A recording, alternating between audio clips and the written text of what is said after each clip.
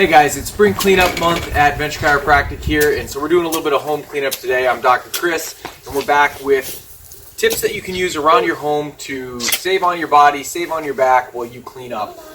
We're going to be doing a lot of sweeping in here. As you can see, my garage floor is a little bit dirty today, and we commonly see people getting hurt actually when they're doing sweeping and raking activities and things like that. So we're going to cover some ways that you can save on your back with household chores in the garage. When you sweep, one thing we don't want to do is reach for every direction as far as you possibly can, twisting and bending your back. What you really want to shoot for is straight movements across your body, walking behind, and then coming back and forth until your area is clean that you want to get taken care of. Then go ahead and line that all up into your pile. Repeat that as many times as you need to save that back and keep it up and down in a good posture as frequently as you can. So in North Dakota, you don't always get the luxury of waiting till there's nice weather out so you can rake. So snow or no snow, we're still going to get some of this snow mold and other debris raked off the lawn today. When we do that, like we said with sweeping, you don't want to reach as far as you possibly can, bending and twisting your back every direction. You want to go ahead and pick an area that you're going to work on, start pulling toward you, and walk backwards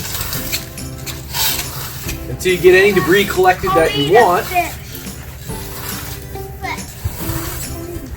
before coming back along the front line